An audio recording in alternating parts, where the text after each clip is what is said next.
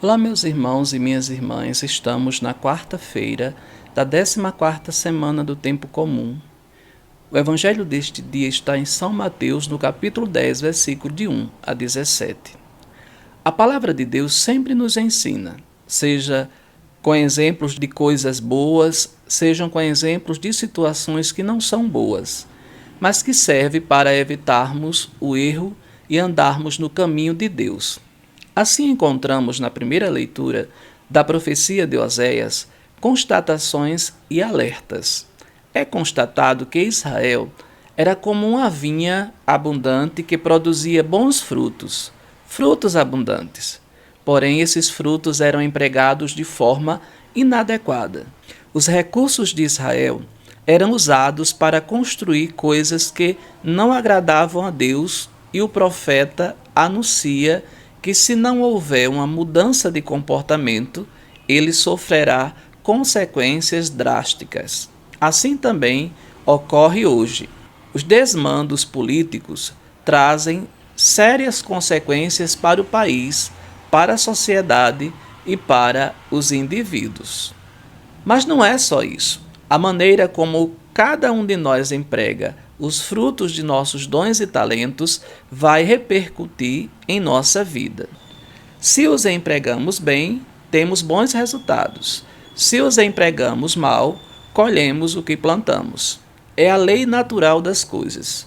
Oséias chama a atenção para essa situação, pois Deus quer que sejamos pessoas fiéis ao chamado que Ele nos fez. Todos nós fomos chamados por Deus, mas chamados para fazer coisas boas.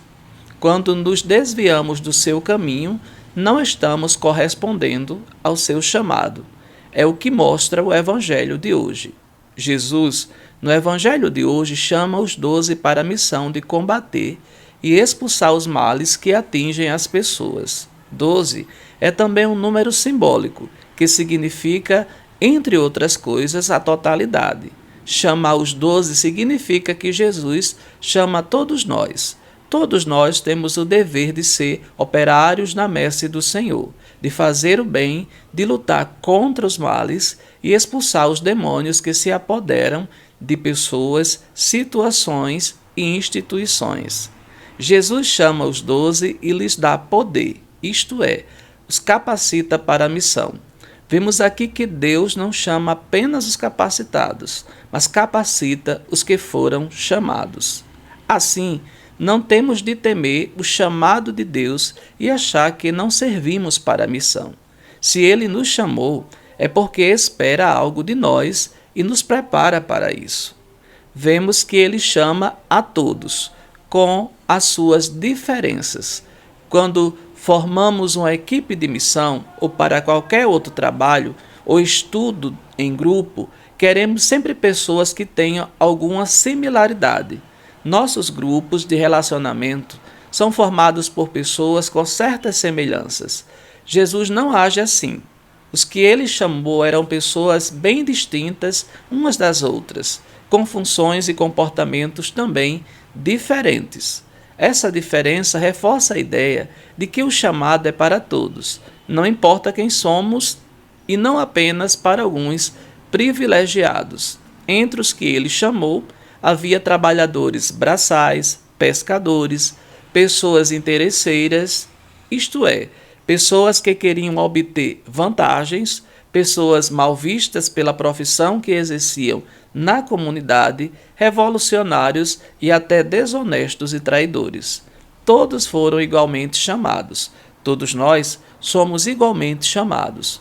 Todos tiveram oportunidades iguais, como também nós temos diante de Deus as mesmas oportunidades. O que pode diferir é a maneira como cada um vai aproveitar as oportunidades recebidas.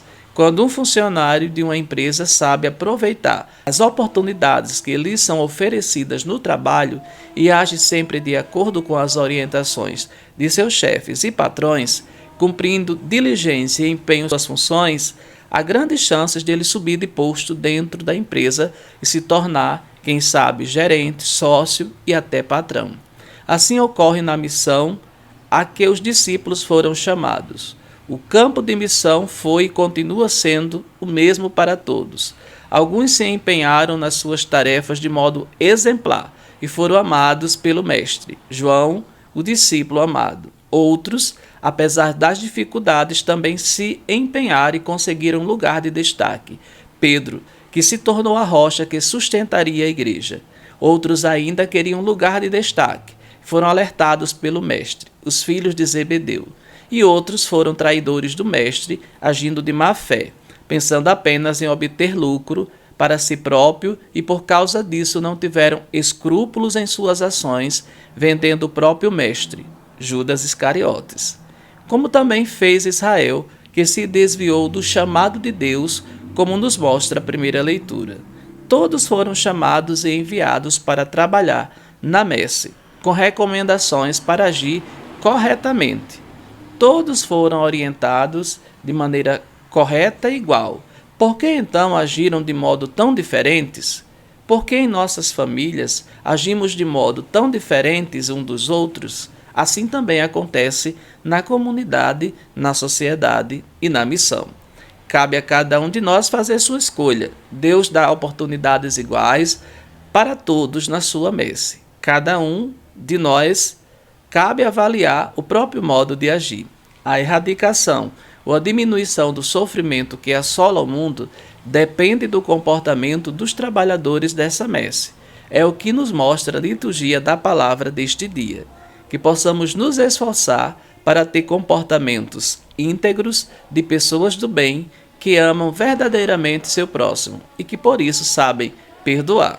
Que saibamos empregar nossos dons e talentos e fazer deste mundo uma vinha do Senhor que produza bons frutos. Que Deus te abençoe. Um abençoado dia para você.